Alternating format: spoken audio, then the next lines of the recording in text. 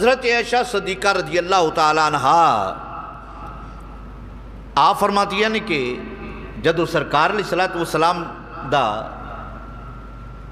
ظاہری طور پہ انتقال ہو گیا تو آپ فرماتی ہیں کہ میں سرکار علیہ السلام دی قبر انور تے ہر روز جانا، اللہ اکبر، ہر روز جانا اور بلا تکلف جانا۔ پھر اس تو بعد حضرت ابو بکر صدیق رضی اللہ تعالیٰ عنہ آپ دا وصال با کمال ہویا، وہ بھی قبر دے اندر لیٹے۔ حضرت عائشہ صدیقہ رضی اللہ تعالیٰ عنہ فرماتی ہے نے میرا معمول اسی طرح کہ میں ہر روز جانا اور سرکار دی قبر دی زیارت کرنی اور اپنے والد ماجد دی قبر دی زیارت کرنی۔ اور کچھ دنہ یا کچھ عرصے تو بعد حضرت عمر فاروق رضی اللہ تعالیٰ عنہ آپ دا وصال با کمال ہویا۔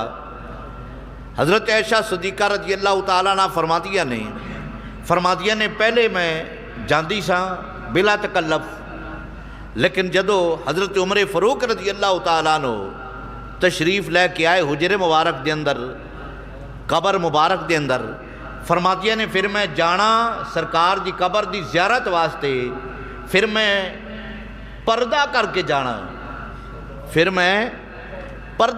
جانا، کہ حضرت عمر فاروق رضی اللہ تعالیٰ عنہ تشریف فرمانے تو پردہ کر کے جانا۔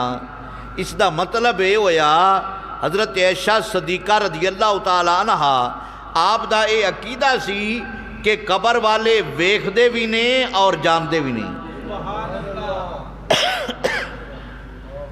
اللہ اکبر۔ بے شمار اسی طرح واقعات نے۔ اللہ رب العزت ماں باپ نال اچھا سلوک کرن دی توفیق و رفیق عطا فرمائے۔ ماں باپ دی فرما برداری بندے نو ویسے کرنی بنا دے گی، ماں باپ دی نافرمانی بندے نو در دا بیکاری بنا دے گی۔ جیڑا ماں باپ دا نافرمان ہے تسی ویکھو گے کہ در تو منگدا پھرے گا، لیکن اے رب کعبہ دی طرف اس نو سزا ہے کہ در تے پھرے گا، لیکن اس دی کدی پیاس اور ہوس اور حرص اس دی ختم نہیں ہونی۔